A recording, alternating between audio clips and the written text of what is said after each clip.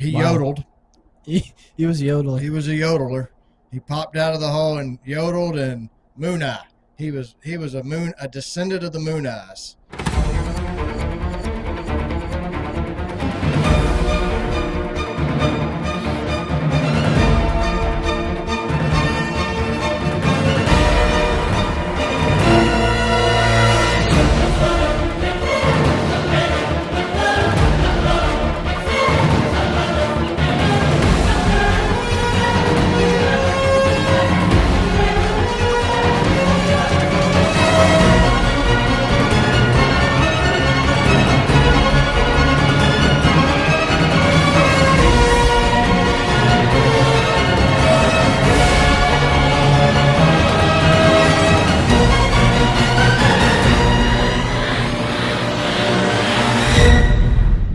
Hey, what's going on, everybody? My name is Brad, and with me, as always, is John, and this is Race Car Spelled Backwards, Gen 2, episode 100. 100. Man, that's like 3 digits now.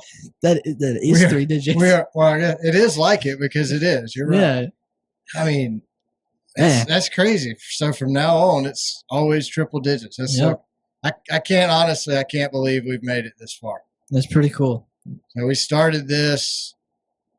Oh man, three NASCAR seasons ago in February 2022, me and Jamie started this podcast right when we got back from the 24 Hours of Daytona. Yeah. And we kept it going, and around episode 89, Jamie decided he was going to take a break. At that point, John stepped up, joined on, and kept the show going, and we actually made it to 100. There was a moment I didn't think we were going to hit 100.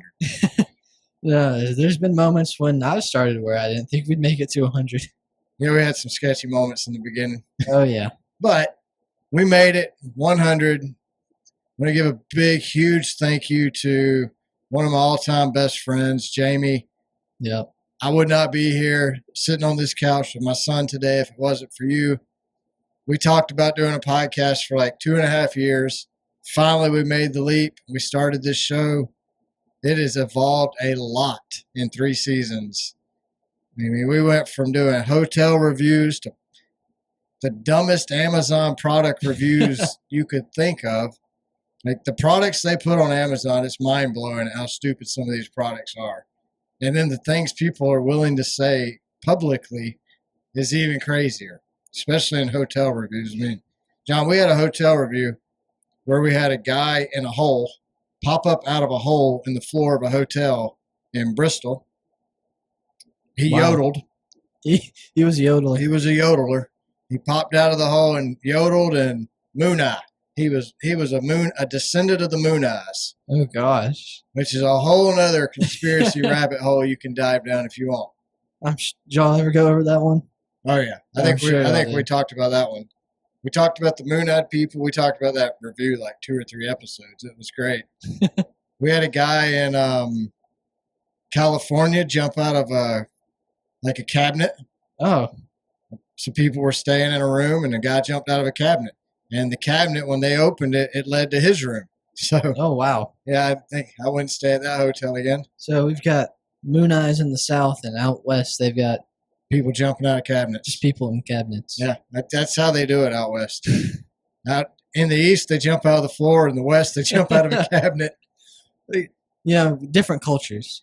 We had we did a review on the bumper dumper. It was a toilet seat welded on a bar that went in your trailer hitch, so you could use the bathroom when you go camping. No, called the bumper dumper. Bumper dumper.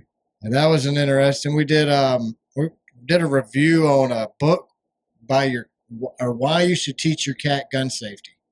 So was it educational? For the cat, it would be. You shouldn't give your cat a gun without first teaching them gun safety. That's the basic takeaway. Oh. So now that we know that, our cat. Well, I don't have a cat. I say we probably will never have a cat again. I don't trust cats. I trust dogs. Dogs are man's best friend. Right. Cats kill people. I was going to say, what's a cat? It's a lion, just smaller. Don't trust them. You just can't. But me and Jamie had a lot of fun doing the show. We've done a lot of crazy things. I just want to thank like Janet, Eric, Deb, Sydney, Definitely Sydney. Brandon, Holly, Stuart, Mom, Dad, all of my mom's Sunday school class, Chris, everybody who's listening to this show, my cousin Brandon, I greatly appreciate you listening. And just if I didn't say your name, I still love you. Thank you so much for listening. I mean, y'all are the reason we keep doing this every week. If nobody listened and nobody watched, obviously we wouldn't keep doing it. So thank you to everybody. Grandma in New York, I love you. Thanks for watching. It's like we really appreciate everybody who watches each week. Yeah, we do. I'm glad to have John here now. We'll keep going and see what this show turns into, right? Yeah, and we want to thank Sydney for these cool shirts that we have here. Episode 100. Race car spelled backwards. Pretty cool. Yeah, and thank you, Sydney. If you don't know, Designs by Sydney. It's a small graphic design business. Sydney does logos, T-shirts. See, T-shirts. Yeah. She does these minimalist stickers like these here. You got all your favorite race drivers. She'll do them for, I guess, Christopher Bell. He get 2 stickers this weekend. He won 2 races. Yeah. So she always does your favorite race driver. When they win, she'll do a sticker for them. But anything you need professionally or personally for graphic design needs, Sydney's got you covered. Make sure you check out Designs by Sydney. Currently, for the rest of this week at least, if you use the code CAR624 at checkout, you'll get free shipping. So Sydney supports this show. We support her. So Sydney, we greatly appreciate you and everything that you've done for our show. And we'll see where this takes us. So again, this episode 100. I'm still in shock. It's very cool. I wanted to do a cake, but I don't know. It felt more like a birthday celebration. Yeah, it's not our birthday. Well, I mean, it's 100 episodes, but I don't know that I'll make it to 100 years age. You might, but I probably won't. Sorry to break that to you. Sorry to tell you, son. I'm probably not going to live to 100. Man, I was really counting on that. Do you really want to live that long? Like, if you're healthy. Yeah. If you healthily live to 100, then I guess it's not that bad. Yeah, but I don't want to be 100 and not know where I'm at. Yeah. Of course, then I guess it won't matter if I don't know anything. So, does it really matter? I guess it doesn't matter. So here's to living to 100. All right, let's jump into some racing. We actually have a lot of racing to talk about, and we need to jump into it. Yeah. Otherwise, episode 100 is going to be 100 minutes long instead of the normal 60. Yeah. So let's do it. All right, John Force. Let's start with John Force. Wow. Thoughts and prayers. Let's start there. Go out to him. Definitely he. And his family. If you don't know, go on social media, watch the video. John Force hit the wall at about 300 miles an hour after winning his qualifying race. He got loose, went up in flames, hit the wall. Very, very nasty looking crash. Yeah. As of recording of this show, he's still in ICU. He's doing good. He's alert. Doctors are just trying to figure out what the extent of his damage, his injuries, what's the extent of his injuries before they kind of put together a plan. John Force is 75 years old.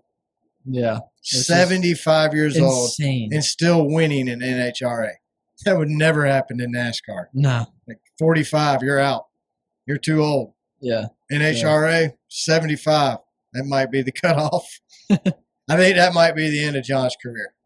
That's just my speculation, but I don't know. He's taken a lot of hits in his lifetime in that car, and that one looked bad. It was nasty crash. So start to show off with that. Going to get that out of the way, but we are definitely praying for you, John. Hope you get better soon, buddy. Praying for the whole family. Yeah. Last week it was announced that Haas is actually not leaving NASCAR. Haas will now field 1 Cup team and 2 Xfinity teams. Cole Custer's father will be the president. So who would you think is going to drive that 1 Cup charter they're keeping, John? Chase. Chase? Just Chase? Just Chase. Just Chase. I think maybe Cole Custer. I don't know. I'm Chase Elliott, maybe. It could be. I'm thinking Christopher Bell. No, I have a sneaking suspicion it might be Cole Custer. Or maybe it's Noah and Rodney. It could be. Maybe Gene. I mean, Gene's got the money to pay them whatever they need to be paid to stay. So Yeah. I think it's a great move. I mean, if you think about it from a couple different fronts, Gene's selling 3 charters at $20 million each was speculation. Front row, they bought 1 charter already. That leaves 2 more. Well, now Gene's going to keep 1 charter. Yeah. What if he holds on to that 1 charter till the deal's done? Then the value of that charter increases. When the deal's done, he can make more than $20 million off of it. Yeah. What it also does is that second charter he's selling, it kind of makes it a bidding war. Yep. So that's going to increase the value of that charter. So either way you look at this, It was a good move. business sense, It was a great move. like the dude didn't become a billionaire by not knowing what he's doing. Exactly. So, That's on full display right now with these charters. and I'm glad Gene's staying too. Yeah. I mean, Gene Haas has been in NASCAR. He's a single team owner or single car owner before Stuart Haas started. Tony came in, they grew the team. Now it's going back to just Gene. And I think Gene Haas made a comment that it's helpful for his business, Haas Automotive, when he can bring his partners in for a full weekend at the racetrack. It helps his business out to have this charter and to have the Xfinity team. So we have 2 Xfinity drivers. I mean, Riley Herbst and Cole Custer are currently the drivers, so we'll see. You never know how it's going to shake out, but I do tend to believe Cole Custer will be in a Cup ride, whether it's front row or Haas. Yeah. He's going to be in one of them.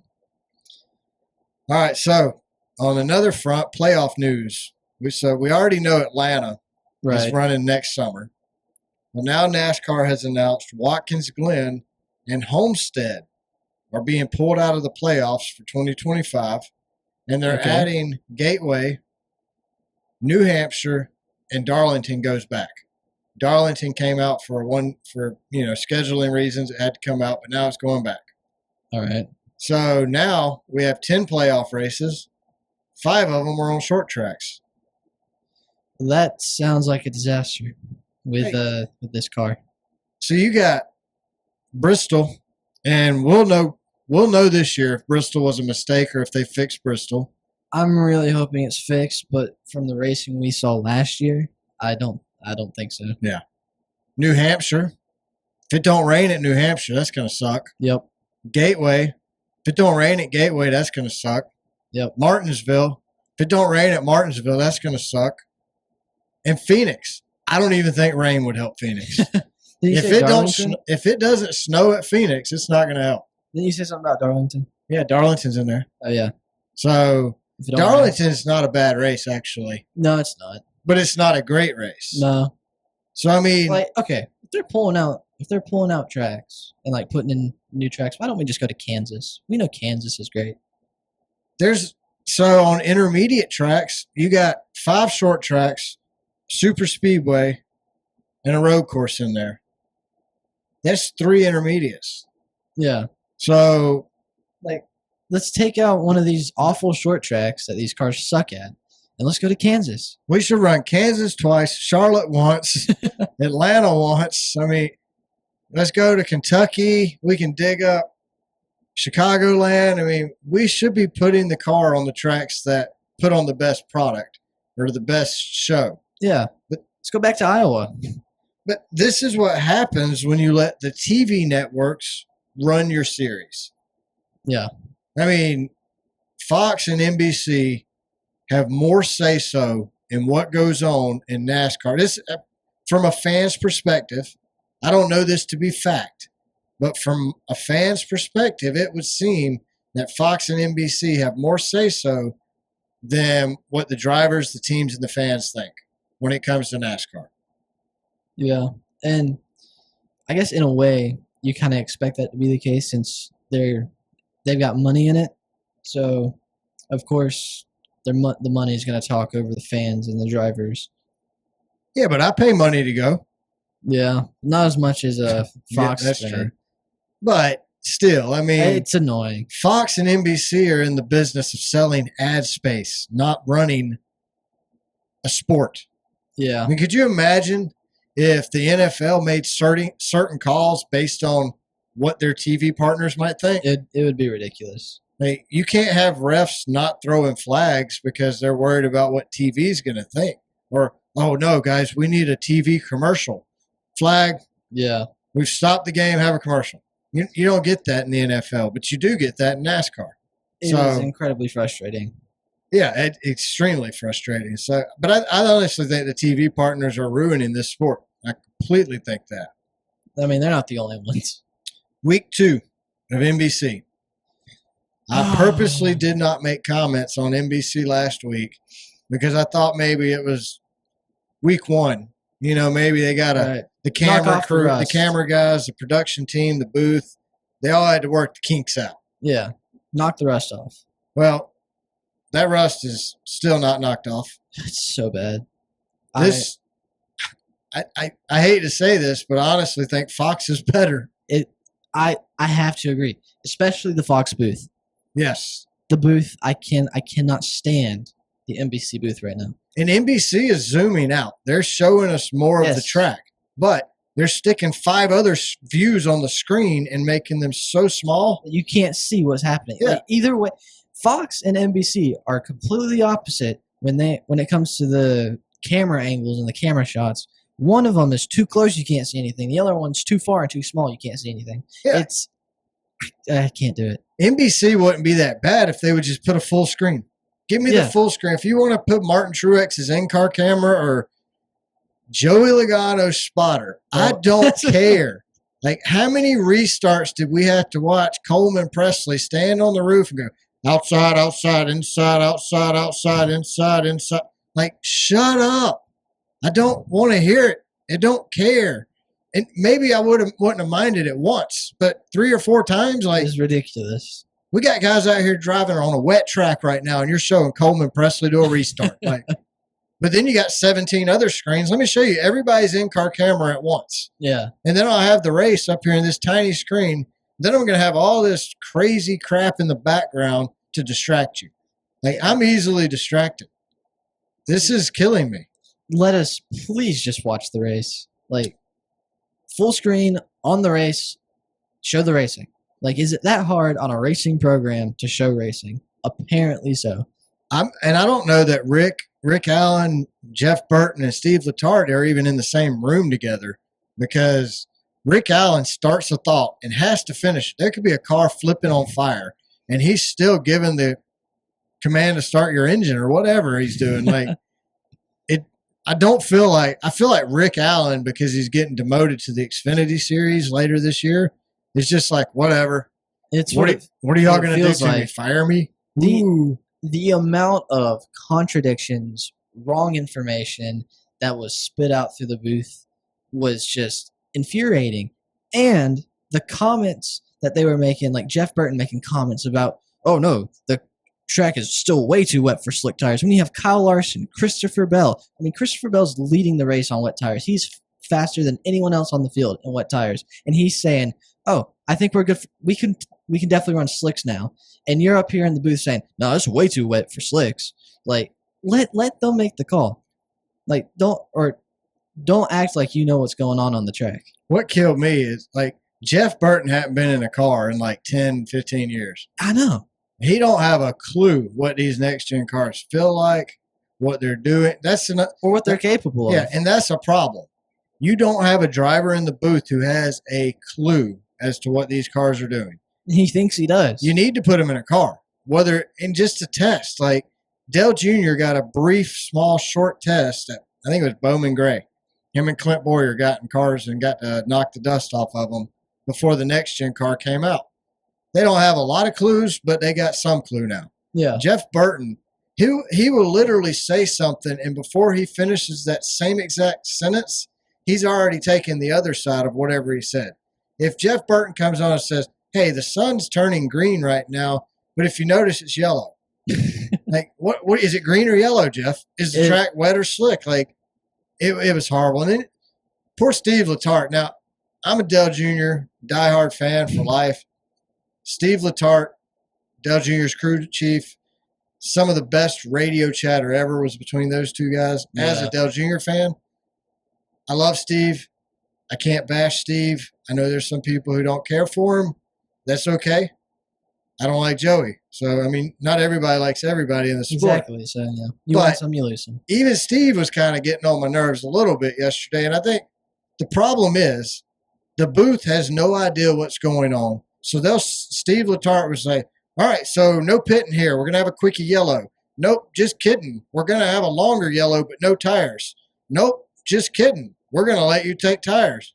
But you can pick which tire. Nope, just kidding. Rain tires only. I don't think that's Steve's fault, though. I don't either. NASCAR's fault. But Steve's the only one talking. So you just kind of naturally get upset at him. Yeah. I mean, NASCAR made Steve look like an idiot. Yeah. That's kind of how I took that yesterday. Or maybe the booth made NASCAR look bad. I think NASCAR and the booth both looked bad yesterday. It was a joint effort. It was combined. They were working really hard together not to have that turn. They were really trying to knock that good race pole down. Well, what's crazy is the race started off horrible. Boring. Like nothing. Phoenix boring. Yes. And then I'm sitting here going, all right, here we are, Phoenix, Richmond, part 2. It's like a Martinsville. Yeah. And then all of a sudden it rains. And I leave. And then I come home. And then they restart the race on wet tires. And it's like, wow, it's a tale of two races. This is nothing the same as it was. I mean, it legit. We got I want to say 70, 80 laps of rain racing, but it was more like 45 to 50 laps total. Yeah. Oh. It was almost like the Xfinity race. I mean, they had like 7 cautions in the last 60 laps of the Xfinity race, to the point where it was almost embarrassing. Like, what is this, the Truck Series? The ARCA guys do better than this. Come on. All right, so New Hampshire. Let's talk about it. Yeah. Was New Hampshire a good race? Nope. Well, okay. Before they put the wet tires on, no. The racing, like just the racing after the wet tires, I actually thought it was pretty decent. You had cars all over the track, everyone trying to find that good line. Christopher Bell obviously found it, and he was killing it. But thanks to NASCAR, it was not enjoyable to watch them run in the wet, because NASCAR didn't know what they wanted to do besides make it the worst viewing experience you could possibly imagine. So it's infuriating. It was. So overall, as a viewer and a enjoyer of watching NASCAR, I would say no, it was a bad race. So I voted no on the poll. What do you think the masses had to say? The masses. Okay, so I think... We're talking NASCAR fans here, so... I think the fact that they ran on wet tires is going to bump it up a couple points. Like, I think that's going to give it some credit. Because I know a lot of people don't like races getting rained out. So them running on the wet tires will definitely bump it up. But like, I don't know. Because I really didn't enjoy that race very much at all. So I'm just gonna go with a 38%. So I voted no, because what we had before the rain, about 220 laps of it, was horrible. Boring. I mean, unwatchable. Yeah. When you can clean the house and come back and nothing's changed, it's not a good race. Then the second race of the day, it's not even like it's like a completely different race. Like, we almost needed 2 polls with the Jeff Gluck poll. Yeah. Was the dry race at New Hampshire good? Was the wet race at New Hampshire good? That's the poll we needed this week. That would have been a no and yes. That would have been perfect for Jeff Gluck. But Jeff only gave us 1 poll, so I voted no. Because overall, I'm not going to give it a yes rating just because I like the ending of it. That's not a good race. That's a good ending poll. Yeah. So I voted no, but overall, 66% of you said yes. Wow. I did not think we would be out of the 40s, if I'm being honest. When I went to look, and it was at it was actually at 68% yes when I looked, and that dropped a little bit. That's crazy. But I guarantee you, a lot of people voted yes because of what they saw with the rain. I was reading the comments, and everybody's like, I was going to say no, but then I saw what NASCAR did with the wet weather tires, and the racing on the wet was so much more entertaining. So I voted yes. You voted yes for 80 laps, and really Yeah. 50, because they ran the majority of that under caution. I still don't know how you vote yes because of that. Like, yeah, the racing itself was better, but NASCAR with the officiating just made it so unbearable. And so I still don't know how you vote yes, but okay. That's what I mean. This is legit a tale of two races, like 100%. Oh, without a doubt. You have the dry, boring race and the overly officiated wet race. So let's break it down. Let's start with the dry race. Before the rain came, the race was boring and uneventful, but we did have a few squirrels out there. Yeah. Daniel Hemmert, he squirreled it. He spun out. Kyle Busch, he spun out twice in the dry. It's impressive. He spun out twice in the dry, and nobody even had to touch him. I know. In the dry. I'm sorry, Kyle, but you're really struggling here. LaJoy went for a spin in the dry. There's nothing new. Brad Keselowski took out Truex Jr. in the dry. Yeah. I mean, no wonder Martin's retiring. He's like, I can't take this no more. He did manage to pull it back to at the end. Kyle Busch is going to end up retiring next if we don't. The guy don't get some good luck on his side. We had Joey Logano. Joey Logano looked like he purposely hated Chase Elliott. Like, if you're a Chase Elliott fan, I would completely understand why you're mad. You have every right. Like, the pool house has every right to throw darts at a Joey Logano pitcher today, because I don't think it was intentional by no means, do I? Not at that point in the race. But it's like, I could just imagine Chase Elliott at that moment. It's like, all right, get off me. Get off me. Get off. Why won't he get off me? And then he spins him out. It's like, Chase is probably, what did I do to this guy? It was something to see. It was Joey being Joey. Joey doing Joey things. I was laughing. Like, I thought it was hilarious because we were both laughing. I knew. And I went on Twitter and I was right. Fans were going crazy. Like, I follow a lot of Chase Elliott fans and interact with them, and listening to how they were acting, they were just losing their mind. Like, I can't believe Joey Logano can get away. They were calling for suspensions. That's insane. Like, that's the Chase Elliott fan base.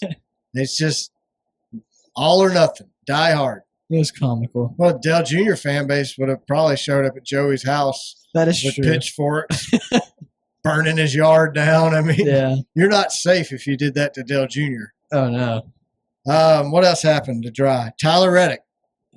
He stayed out on 700-lap tires, didn't pit, put himself in position, and any other track, he would have won this race. Oh, but I want to talk about Denny. Denny was doing everything he could to keep Tyler in that number one spot. Denny was Dale Sr. in it. He was. I even said that. I was like, Denny's looking like Dale Sr. out there. I haven't seen a team owner block like that for his driver since Dale Sr. did it for Dale Jr. and Michael Waltrip at Daytona the year he died. But Denny was doing it. Like, he was. He almost wrecked Kyle Larson. I know. To help out Tyler Reddick. To keep Tyler in position to win the race. Now, it was awesome. If that's how the rest of that race would have went, I would have been okay with that. Yeah. I have no problem with Denny doing that. Me neither. I mean, Denny said, oops. And even Larson didn't even get mad. Larson doesn't – it take a lot to make Kyle Larson mad. The guy is, like, so mellow. It makes you just want to hang out with him. Like, I think it's because Larson understands, though. He's a racer. Yeah, like he absolutely gets understands. it. He's like, well, if I was Denny, I'd probably do the same thing he did to me. So I think that's why he's so chill about it.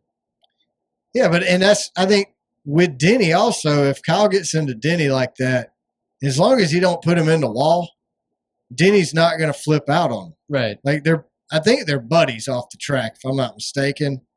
But still, I think you're spot on, 100%. I think the reason that Kyle doesn't get mad is Kyle is a racer.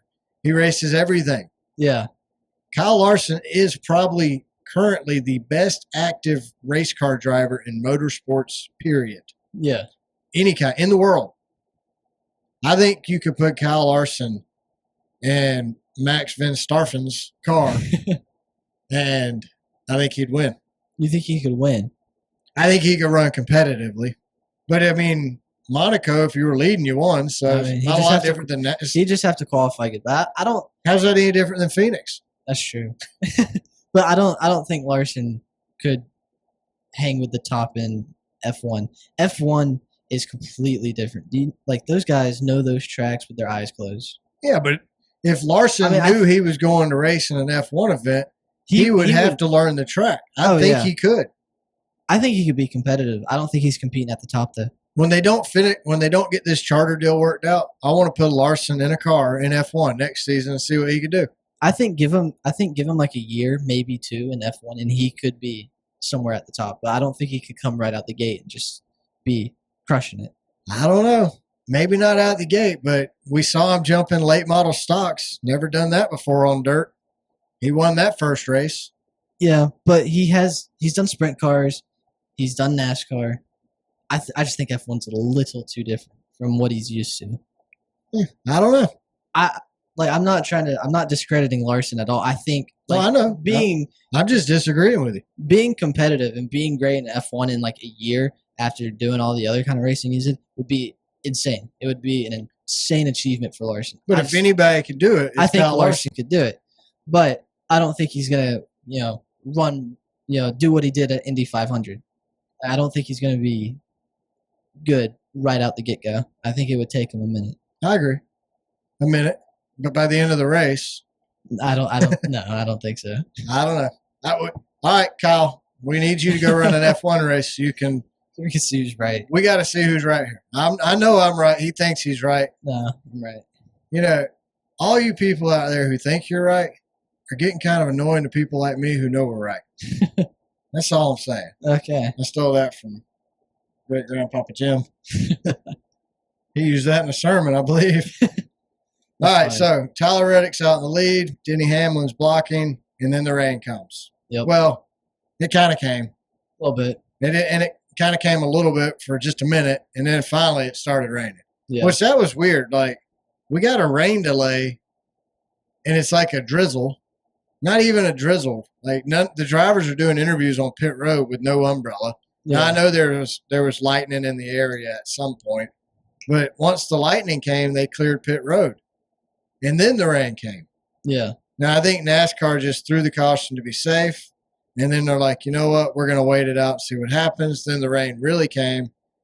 And then NASCAR made the call. I did not think I would. When we got back, me and John we had left and we came back. Yep. We got back to the house. I was fast forwarding it through the rain delay because I'm like, there's no way we go back green. I know. I thought they were calling it. Well, they went back green. Yep. I'm good with this call. I am too. I'm glad they did. I think they should have. So we're going to talk about what happened under green, but let's talk about NASCAR's officiating of the green on the wet tires. So NASCAR mandated that all teams went to wet weather tires. Yeah. I'm okay with that. I think there's no way you were going to put on slicks and come back out. I think even if they didn't mandate it, they'd all be on wets anyway. But I think that's it. I think at that point, NASCAR should be out of the tire game. Yeah. You have the smartest guys in the industry sitting on top of 38 pit boxes. Even the guys at the lowest of low teams are smarter than NASCAR race control. I'm willing to bet. But those guys, let those guys make the decision of when to change the tires. It was a complete, utter crap show with the tire situation. I mean, it looked like the circus out there. Bad. You got drivers saying these tires are falling apart. We need new ones. NASCAR saying no. Then they're saying yes. Then they're saying we don't know. You got keep driving circles. And then we're gonna run. We have one wreck, no debris. We're gonna run 15 laps under caution. Obviously they're burning laps here. We know what they're doing. But if I had to hear the booth or NASCAR say one more time, we don't know what's going to happen here, I was going to lose it. Look, we ran Wilkesboro. That's an oval track. Yeah. Wet weather tires. Richmond. That's an oval track. With wet weather tires. We ran Martinsville in the truck series. That's an oval. Wet weather tires. You've got the data here. You don't want to have competitive pit stops. I'm actually okay with that. I think if it's for the safety of the crews, then that's okay. Then I'm okay with that. Hard to complain with that. Yeah. but let the teams decide on what tires they use. That would have been so crazy to see teams out there on slicks. Even if they hit the wall, Okay. they hit the wall. It's on them. Yeah. They chose to make the change. Let the teams pick, because what NASCAR, the dictatorship that NASCAR ran yesterday was horrible. It was atrocious, unbearable to watch. I mean, the racing was phenomenal on wet weather, but it was hard to enjoy it because of the spectacle that NASCAR was ruining. Yes. I mean, and like you said, if the booth said one more time, well, we don't want to, or I think at some point they said, well, I think this is a good opportunity for NASCAR to learn something. It's like, we've already done this before, guys. Like, let's take off the training wheels, NASCAR, and let these guys race. Let these guys make some strategy and stop holding their hand, because they don't need it, especially from you, NASCAR. F1 does that. Exactly. F1 might tell them, you got to change tires now to the wet weather tires, but then they let them decide. Yeah. If they mess up and decide too early, it's on the team. Yeah, it's not going to hurt NASCAR if they let's say Kyle Larson goes to slick tires and loses control, spins out, hit the wall. No one's blaming NASCAR. We're going to have a caution anyway. Yeah. I mean, it doesn't take speed to make a caution. Kyle Busch proved that when he came out under caution while they're still trying to get in line to go green. Yeah. They're not even lined up to choose yet. He spins out. And he didn't just spin out. He hit the wall. Yeah. I mean, he ended his day. He ended the day by hitting the wall. Yeah. And then Corey LaJoie, he spun out under caution. He didn't want to feel left out. He's like, wait a minute, that's 3 for Kyle, and I've only got 2 spins today. Ooh, here we go. I mean, poor Corey LaJoie's got the work. Corey LaJoie, Kyle Busch, and Austin Dillon have the worst luck in NASCAR history. I truly believe that. That is a fact. Corey LaJoie, great guy. Super nice guy. Met him. Actually got to stand on pit road with him during the national anthem at Charlotte. I mean, super nice guy. I know a lot of his fans listen to this show, and anything negative I say about him, I've already apologized to Janet. I sent her a text and said, hey, I might be a little critical of Corey LaJoie on the show today. So for that, I am sorry. But I think Corey LaJoie, he's got one more year under contract at Spire. I don't think the pressure of Hocevar's getting to him, maybe knowing McDowell's coming in next season, he's had bad luck this season. Yeah. He knows he needs to perform next season just to get another year extension with him. I don't know if he gets that extension. We'll have to see. I honestly think Corey LaJoie will make a great replacement for Justin Allgaier in the number 7 when he retires from Junior Motorsports. When you had Elliott Sadler in the number 1 car, he was like the veteran at Junior Motorsports. Then he left, and you had Regan Smith come in. Regan became the veteran at Junior Motorsports. Well, when Regan left, Justin Allgaier came in. Yeah. Justin Allgaier became the glue that held that team together. When Justin leaves, you can't just have kids there only. You're going to have a veteran with well, I guess you don't have to, but it's always worked for Junior Motorsports to have that driver who's the glue. Corey LaJoie is perfect for that. Yeah. If Dell's not already having this conversation with Corey, then he's crazy. Dell and Kelly know what's up. Call Corey. He's a Chevy guy.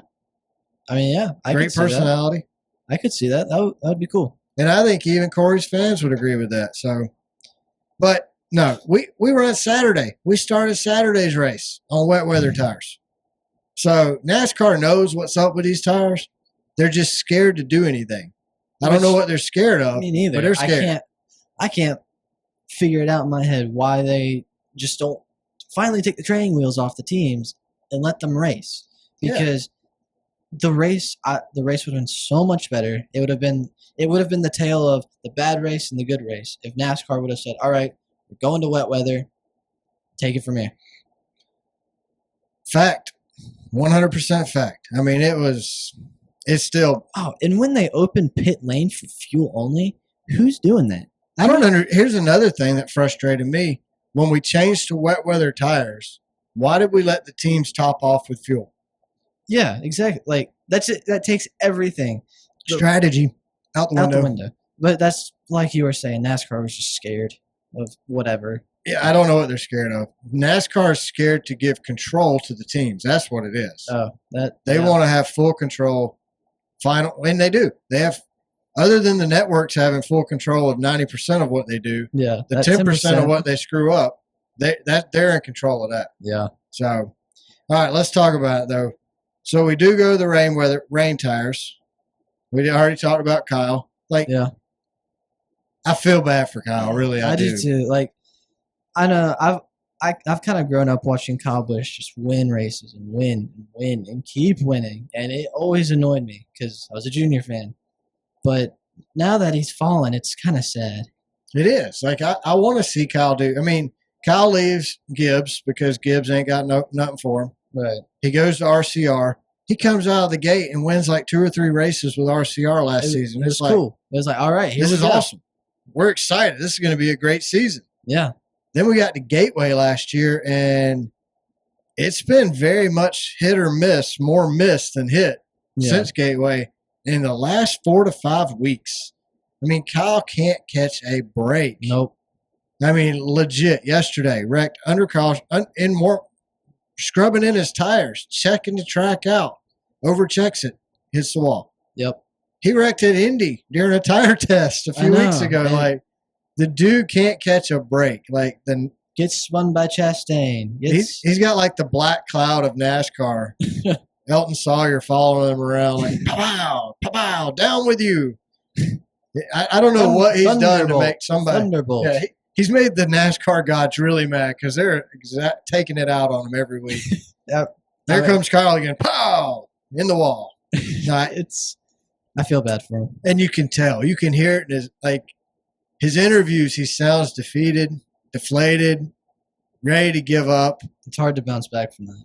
Then, they're asking him in the media center, they're like, would you go back to Hendricks or Gibbs if they'd have you back? And he's like, of course I would. It's absolutely.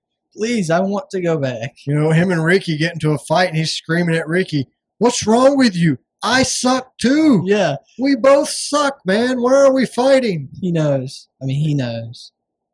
I want to see Kyle do well at RCR. I think the only way to do that is for Bad Luck Dylan to get out of the car.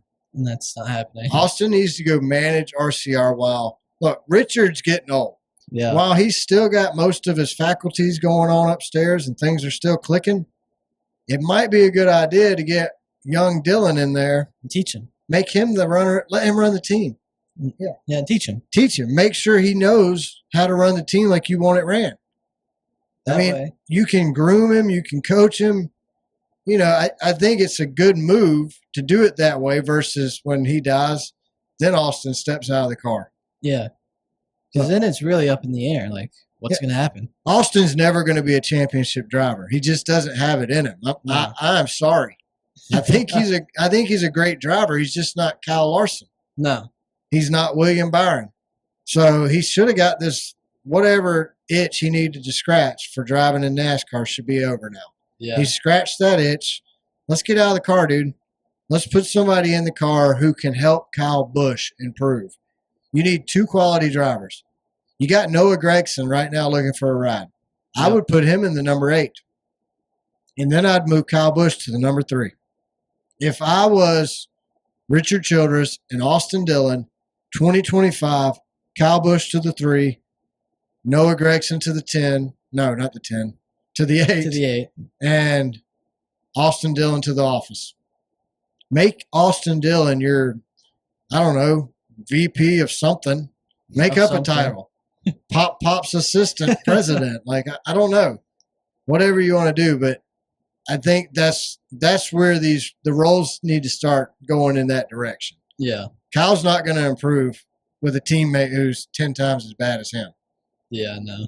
So, not to be outdone, Michael McDowell.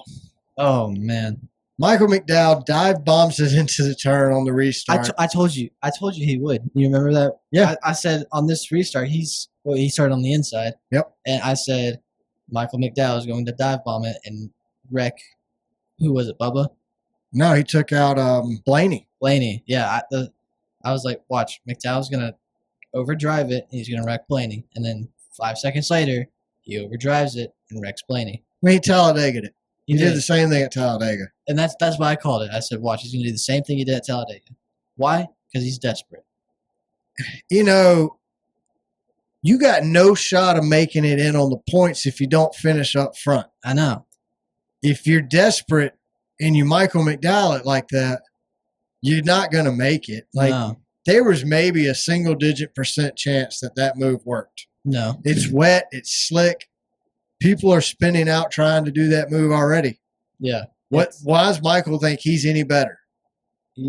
He sent it in there. Blaney was mad, but could you imagine how mad Blaney would have been if he didn't have the win from last weekend? Oh, my gosh. Blaney would have. His fans would have been drowning in that bathtub they call DBC about. They might try to drown Michael in that bathtub now. They might. No, I thought it was ridiculous. Like, I saw it, and I'm like, I don't know what happened. Michael McDowell used to be a smart, calculated driver. And then this year. Yeah. Then he gets this new contract with Spire, and it's like, I don't have to deal with this team anymore after this year. Who cares if I wreck the car? Throws all caution to the wind and sells it off in there. Yeah. Just foot on the gas, apparently. It's becoming a trend. It is. Like, it doesn't even surprise me anymore. The fact that I was able to call it like that, I was quite impressed with myself. So you're talking about Bubba Wallace. That was not Michael McDowell, but that was Noah Gragson. Yeah. At this point, the paint was real slick. Yes. Anybody who went on that inside like Noah did got squirrely, got loose, spun out, wrecked. Yep. Noah Gragson goes in there on the paint, gets loose, spins out, takes out. He almost took out Denny. That was, oh my gosh, that was so close. Inches. And then he took out Bubba, And which absolutely Bubba, sucked. Bubba needed a break. He needed to do good in that race. With Joey Logano being out already, Bubba needed a good run for the playoff picture. And he was above the cut line before he got wrecked. He was doing what he needed to do to stay above that cut line. He was capitalizing on Joey's problem until Noah wrecked. And look, Noah's got to win. Noah's driving for his job, basically. Yeah. So I don't blame Noah for going in there hard, but it didn't work out. It's just what Noah did is completely different than what Michael did. Yes. Michael McDowell had 0 chances of making it. Noah was 50-50. Yeah. I also think it's partially Noah's inexperience, and especially the inexperience on a wet track. I mean, I kind of agree with that, but I think everybody's inexperienced on a wet track for the most. Like, if you notice, the guys who ran up front, like Denny, Kyle, Larson, those guys. Larson still. These are dirt guys, though. Oh, that's true. Or they're either dirt guys or short track guys who are used to having to find different lines to save your tires. Yeah. Like Josh Berry. Josh Berry, Cars Tour champion. He can drive a late model. Man, if we had tires that wore out, he'd be so good. That's why he did good on the rain, though. Yeah. You had to change your lineup to find a line that was going to work best for your tires. Yeah, Josh probably like, all right, this is my kind of driving. Yeah.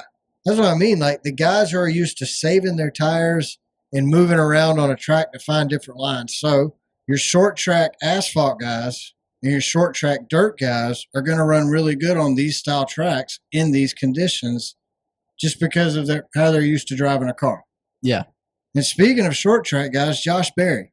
I really think if Brad Keselowski wouldn't have wrecked with 2 laps to go and caused a caution, Josh Berry was catching Christopher Bell. Oh, Josh Berry was hunting him down. And Josh Berry was going to send it. I really think he was going to dive bomb it in there.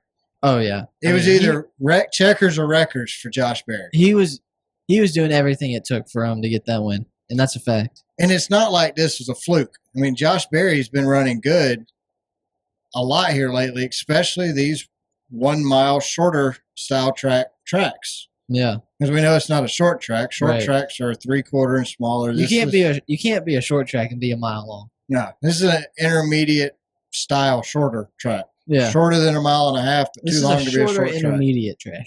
Shorter, not short, shorter.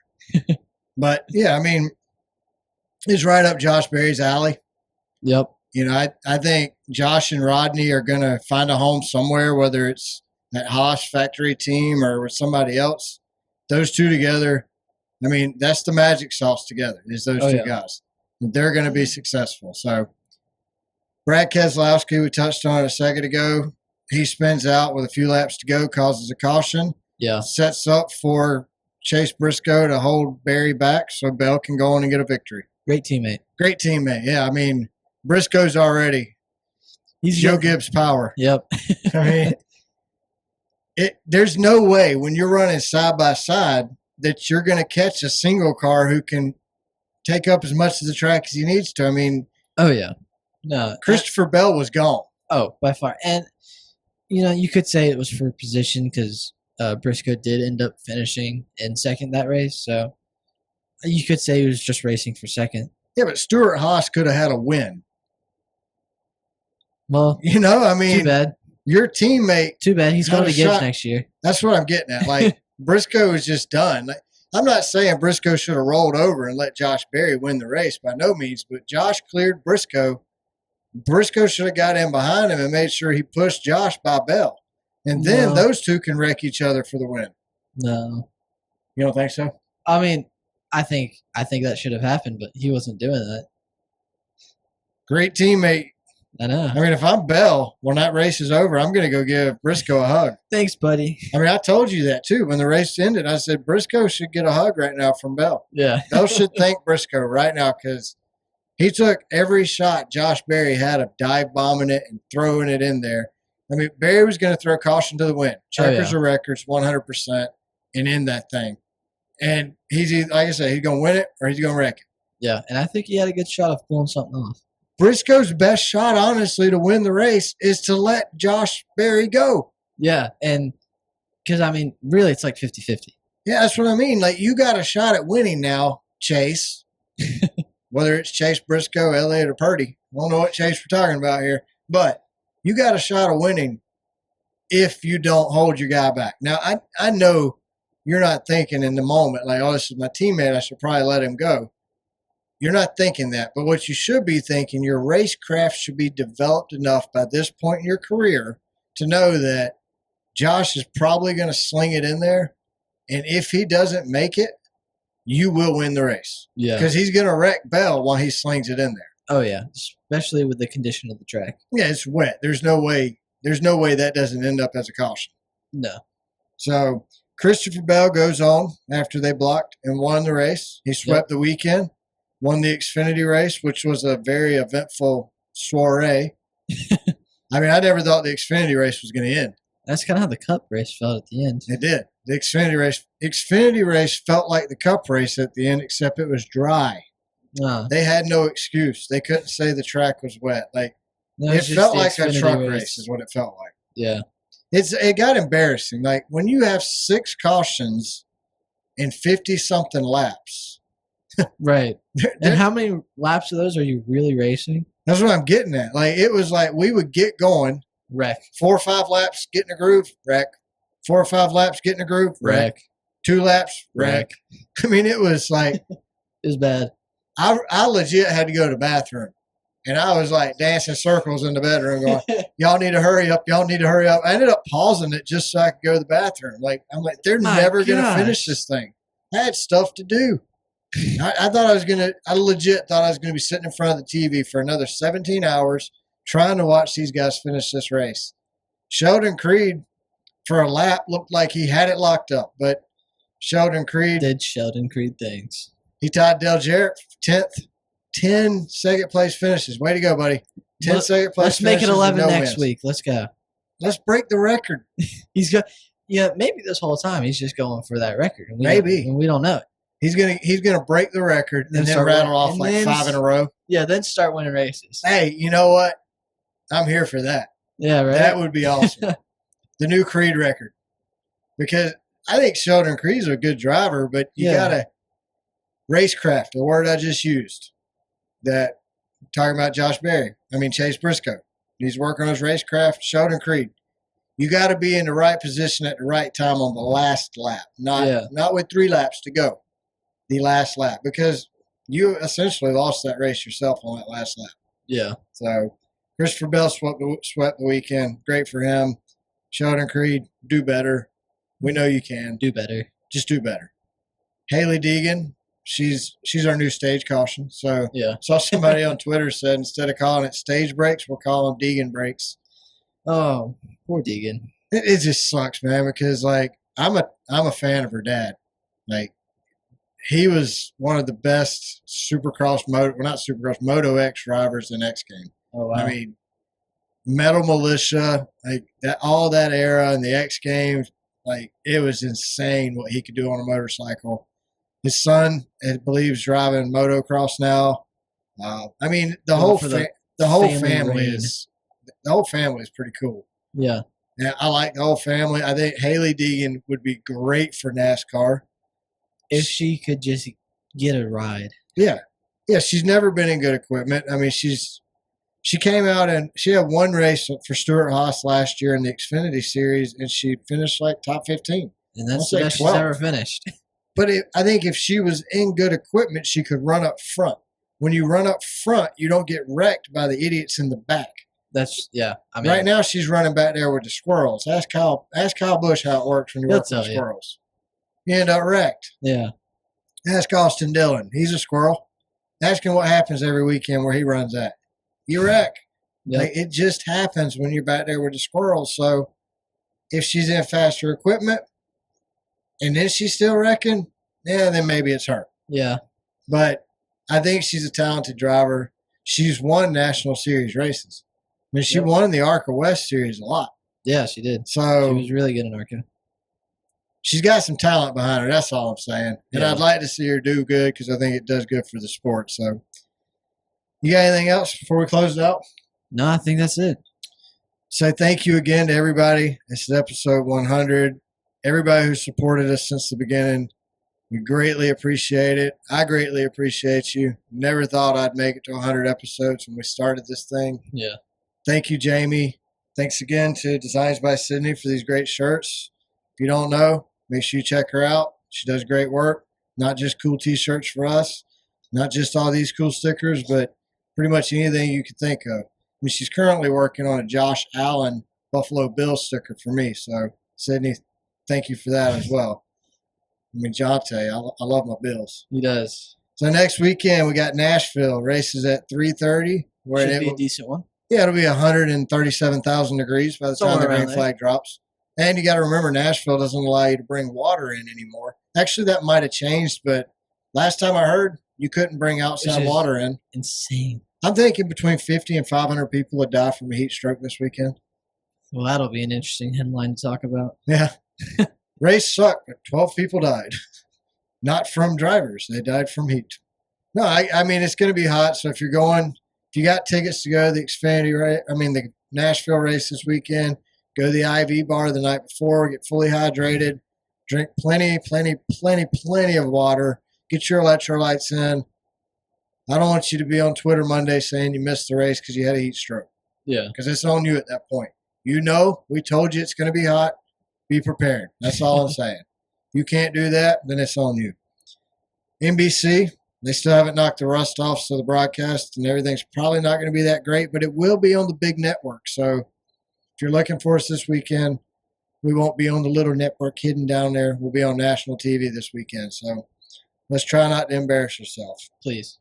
Thanks to everybody who listens, watches, shares the show each week on social media. Make sure you follow us on Twitter. We're at Car Backwards. Subscribe to us on YouTube. Check out all our other videos and our shorts. Make sure you like the show, follow, and subscribe on Spotify, YouTube Music. Make sure you like us and follow us there. Oh, subscribe to the show on YouTube. I already said that? Yep. Man, I'm getting all kind of confused now. If you feel like it, you're more than welcome to email us. We're racecarbackwardspod@gmail.com. Make sure you check out Designs by Sydney. Other than that, y'all have a good week. We will see you after Nashville. Bye, everybody.